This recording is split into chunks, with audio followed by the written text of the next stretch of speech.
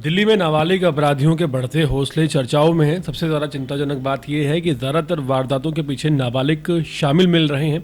जिस उम्र में बच्चों के हाथ में किताबें होनी चाहिए, अब छुरे, पिस्टल, चोरी की लूट की योजनाएं बनाते हुए वो नाबालिग दिख रहे हैं। पुलिस रिकॉर्ड साफ दिखाता है कि छोटी छोटी बात पर हिंसा, झगड़े, मोबाइल छीनना, बाइक लूटना और गैंग में शामिल होकर वारदात करना, इन सब में नाबालिगों की संख्या लगातार बढ़ रही है। कई मामलों में ये भी सामने आया है कि सोशल मीडिया पर दिखावे और जल्दी पैसे की लालसा इन्हें गलत रास्ते पर धकेल रही है। कुछ इलाकों में तो गैंग के बड़े सदस्य नाबालिगों को आगे कर देते हैं ताकि कानून की ढिलाई का फायदा उठाया जा सके। इसी बीच दिल्ली के अमन विहार इलाके से एक सरकारी स्कूल के अंदर यौन उत्पीड़न का हैरान करने वाला मामला सामने आया है। एक 11 साल के छात्र को, जो कि 6ठी क्लास में पढ़ता था, उसी के साथ पढ़ने वाले सीनियर छात्रों ने कथित तौर पर 2 महीने तक लगातार उसका यौन शोषण किया। 3 नाबालिग आरोपियों ने न सिर्फ इस छात्र के साथ गलत काम किया बल्कि उसका वीडियो बनाया और वीडियो शेयर भी किया। वीडियो शेयर करते हुए अचानक किसी टीचर के पास गलती से ये वीडियो चला गया और फिर एक बड़ा खुलासा हुआ। मामला तब सामने आया जब स्कूल के प्रिंसिपल 11 साल के पीड़ित और उसके माता पिता के साथ पुलिस स्टेशन पहुंचे। प्रिंसिपल ने शिकायत में बताया कि पीड़ित का 15 साल के एक अन्य छात्रों ने कथित तौर पर यौन शोषण किया है और चाकू की धमकी देकर उसे डराया भी गया है। पीड़ित का बयान उसके माता पिता की मौजूदगी में दर्ज कराया गया। पीड़ित ने पुलिस को बताया कि आरोपी और उसके कुछ दोस्तों ने मिलकर पिछले करीब 2 महीने से लगातार उसके साथ कई बार गलत काम किया और पहले उसका वीडियो बना लिया गया और उस वीडियो को उसे दिखाकर बार बार ये कहा गया कि वीडियो वायरल कर दी जाएगी, सोशल मीडिया पर डाल दी जाएगी। और हैरानी इस बात की है कि इस पूरे वीडियो को वो शेयर भी एक दूसरे से करते रहे।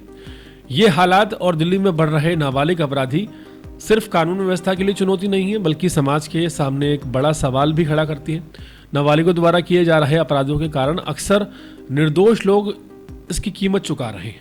पिछले कई दिनों से कई ऐसे मामले साफ दिखे हैं कि छोटी सी जो लूट है या झगड़ा है, उसमें नाबालिग बिना सोचे समझे चाकू चलाने या गोली मारने पर उतारू हो जाते हैं। इसमें से पीड़ित कोई भी हो सकता है, एक कैब चालक, एक दुकानदार, एक राहगीर या सिर्फ गलत समय पर गलत जगह मौजूद कोई आदमी या कोई छात्र। यह घटना सिर्फ एक मामले का खुलासा नहीं है, बल्कि हमारी शिक्षा व्यवस्था और हमारे समाज दोनों के लिए गहरी चेतावनी है। जिस जगह बच्चों को सुरक्षित माहौल मिलना चाहिए, वहां 2 महीने तक चलता रहा ऐसा जघन्य अपराध बताता है कि निगरानी, जागरूकता और जिम्मेदारी तीनों में बड़ी कमी दिखाई देती है। नाबालिग अपराधियों का बढ़ता दुस्साहस और बच्चों के बीच हिंसा प्रवृत्ति का फैलना बेहद चिंताजनक है। अब जरूरत सिर्फ कार्रवाई की नहीं है, बल्कि बदलाव की है। स्कूलों में सुरक्षा को मजबूत किया जाना चाहिए, बच्चों से खुलकर बातचीत हो और हर संदिग्ध संकेत पर समय रहते कदम उठाया जाए।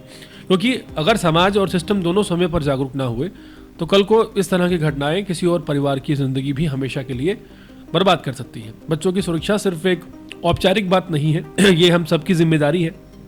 लेकिन इसी बीच जो नाबालिग अपराधी जिन्होंने पुलिस प्रशासन को भी अपंग बना दिया है, आज के समय में सबसे बड़ी चुनौती बने हुए हैं।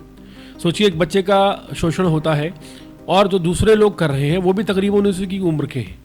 यहाँ पर कहीं ना कहीं कानून में मिली रियायत, जुवेनाइल जस्टिस सिस्टम के चलते जो अपराधी प्रवृत्ति के उसी उम्र के बच्चे हैं वो शोषण करते हैं और उसका खामियाजा मासूम बच्चों को भुगतना पड़ता है। और यह सिर्फ बच्चों तक सीमित नहीं है, जो लोग बालिग हैं उनको दिन दहाड़े चाकू मार दिया जाता है, उनकी जान चली जाती है। पिछले 3 दिनों से 4 दिनों से लगातार रिपोर्ट सामने आ रही हैं, चाहे वो प्रेम नगर के किराड़ी की हो, चाहे वो निजामुद्दीन इलाके की हो, चाहे वो कल की हो जो कि संगम विहार में एक नाबालिग ने एक शख्स को चाकू मारा, या फिर यही कल की खबर हो जहां पर एक 6ठी क्लास में पढ़ने वाले 11 साल के छात्र के साथ 3 छात्रों ने यौन शोषण किया और उसका वीडियो बनाया।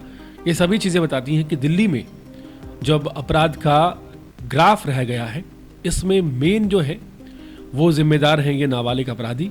और ऐसे में अब ज़रूरत है कि जघन्य अपराधों में इन नाबालिग अपराधियों पर वैसे ही केस चलाना चाहिए, वैसे ही धाराएं लगनी चाहिए जैसे कि एक बालिग पर लगती है। अगर ऐसा ना हुआ तो आने वाले समय में एक बहुत बड़ी जो है समस्या हमारे समाज के लिए खड़ी हो जाएगी।